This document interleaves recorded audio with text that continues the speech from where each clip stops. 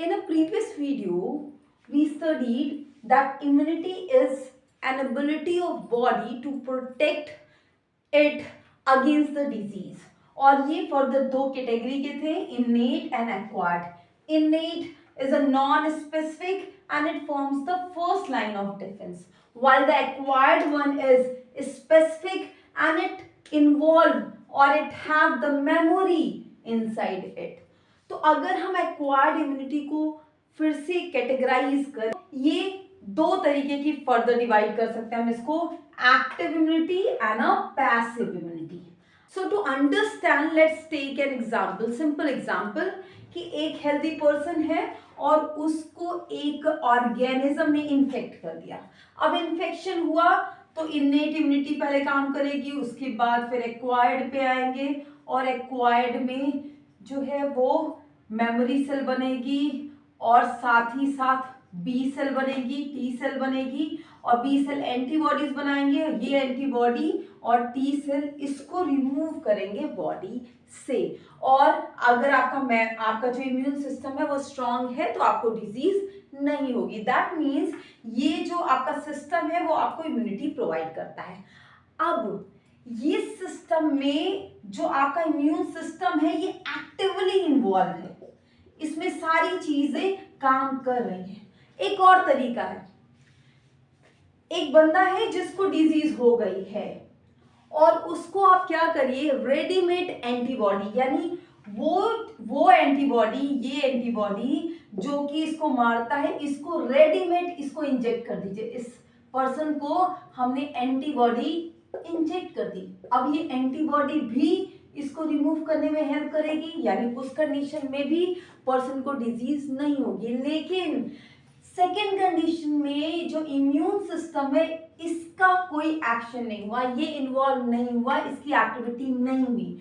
तो ऐसा इम्यूनाइजेशन जिसमें कि यानी ऐसी इम्यूनिटी जिसमें कि इम्यून सिस्टम एक्टिवली इन्वॉल्व हो उसको कहते हैं एक्टिव इम्यूनिटी. और जिसमें पैसिवली इन्वॉल्व हो यानी कि मेनली इन्वॉल्व नहीं हो, ये रेडीमेड या कोई कहीं और से लाके डाल दिया जाए, that is called as passive immunity. So active immunity में इम्यून सेल्स या सिस्टम जो बॉडी का होता है वो एक्टिवली इन्वॉल्व होता है, जबकि पैसिव इम्यूनिटी में ये एक्टिवली इन्वॉल्व नहीं होता बल्कि पैसिव वे से इसको दिया जाता है. तो एक्टिव इम्यूनिटी दो तरीके से मिल सकती है.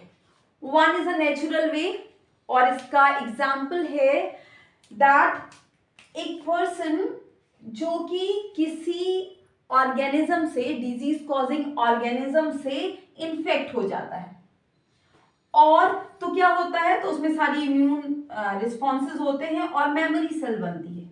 अब ये मेमोरी सेल बनने की वजह से अगर दोबारा इन्फेक्शन होगा उसी ऑर्गेनिज्म का, सेकेंड बार इन्फेक्शन होगा, तो ये जो बॉडी है वो इम्यून है और डिजीज क्या होगी, वो नहीं होगी, क्योंकि नेचुरली जो है वो आपकी बॉडी को इम्यून किया गया है through the memory cell. That means it is a natural immune response.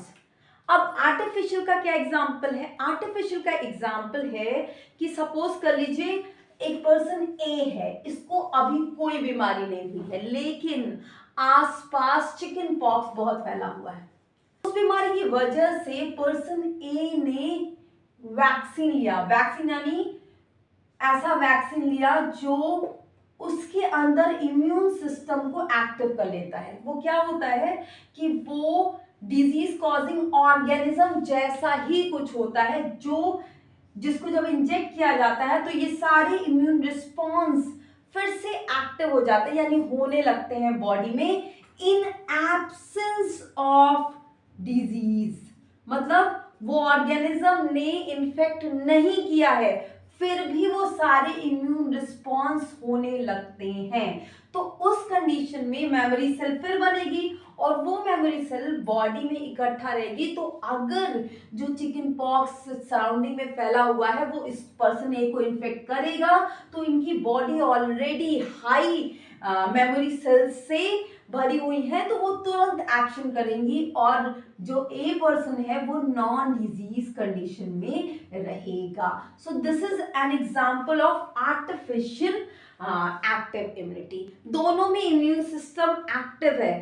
एक में नेचुरल वे है जो जनरल डिजीज कॉजिंग एजेंट है जिससे बीमारी भी हो सकती है, जबकि सेकेंड वाले में जो हमने एजेंट लिया है वैक्सीन वो जनरली जो है वो एटेन्यूएटेड फॉर्म में रहता है यानी नॉन एक्टिव फॉर्म में रहता है, तो इससे डिजीज नहीं होती है, only immune cells get activated. Now come to passive immunity. Passive immunity भी फर्दर दो तरीके से हो सकता है, one is a natural way and second one is artificial way. इसका नेचुरल वे का दो एग्जाम्पल हैं, दोनों यू ऑल नो।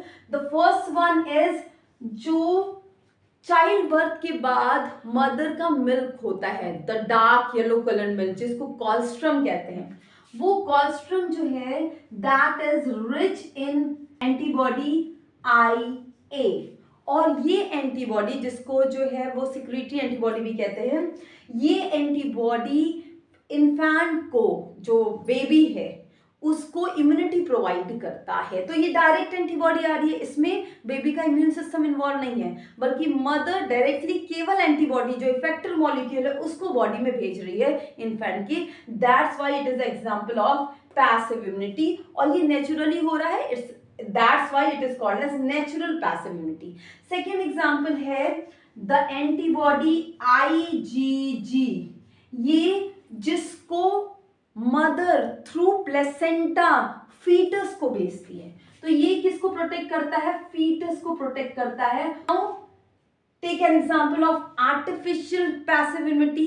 किसी पर्सन को स्नेक ने काट लिया है, तो उस कंडीशन में उस आदमी के पास इतना टाइम नहीं है कि उसको कोई नॉर्मल वैक्सीन दी जाए, फिर आप उसकी बॉडी इम्यूनोलॉजिकल रिस्पॉन्स करे और फिर सेल बनाए, क्योंकि ये जो एक्टिव इम्यूनिटी है दैट ऑलवेज टेक टाइम, ये टाइम लेती है इफेक्टर सेल बनाने में। तो इस कंडीशन में आपके पास टाइम नहीं है, इसलिए हम क्या करते हैं, एंटीटोड या एंटीटॉक्सिन तुरंत इंजेक्शन फॉर्म में दे देते हैं पेशेंट्स को। नाउ अगर हम एक्टिव इम्यूनिटी की प्रॉपर्टीज देखें, मेन प्रॉपर्टीज, तो ये स्पेसिफिक है, वो भी स्पेसिफिक है। ये जो है that is a time taking, इसमें टाइम लगता है, क्विक रिस्पॉन्स नहीं होता है, जबकि पैसिव इम्यूनिटी जो है वो क्विक रिस्पॉन्स देती है, और इसीलिए इसको ऐसी जगह पे यूज किया जाता है जहां पे आपको तुरंत जरूरत हो, डेली डिजीज में जहां पे आप टाइम नहीं दे सकते इम्यून रिस्पॉन्स को। सेकेंड, ऑल्दो ये टाइम टेकिंग है but that is secure and ये जो है लॉन्ग टर्म इफेक्टिव होती है। सो इसकी इम्यूनिटी जो है लॉन्ग टर्म इफेक्टिव होती है, जबकि ये रिस्पॉन्स केवल थोड़े टाइम के लिए है, क्योंकि एंटीबॉडीज की जितनी लाइफ होगी उतने टाइम तक होगा। So it is a short term effective होती है ये। इसके अलावा जो एक्टिव इम्यूनिटी होती है वो उसी में काम करेगी जिसमें कि इम्यून सिस्टम प्रॉपर फंक्शन करे, यानी इम्यून डेफिशिएंट, यानी अगर किसी में T सेल, B सेल ये सब गड़बड़ है या थाइमस नहीं है या ये काम नहीं कर रहा है, तो ऐसे पर्सन या ऑर्गेनिज्म में ये काम नहीं करेगा, जबकि ये सब में काम करेगा। And the fourth one which is very important is that active immunity के केस में मेमोरी सेल्स इन्वॉल्व होती है या मेमोरी इन्वॉल्व होती है, और इसी की वजह से लॉन्ग टर्म इफेक्ट होता है और ज्यादा इफेक्टिव होती है, जबकि in case of passive immunity no memory, कोई भी मेमोरी इन्वॉल्व नहीं होती है। तो यहाँ पे जब आपने इसका एडमिनिस्ट्रेशन किया उसके थोड़ी देर तक ही इफेक्ट रहता है, जब तक कि एंटीबॉडी की लाइफ होती है, उसके बाद इफेक्ट खत्म हो जाता है। So that is about the immunity.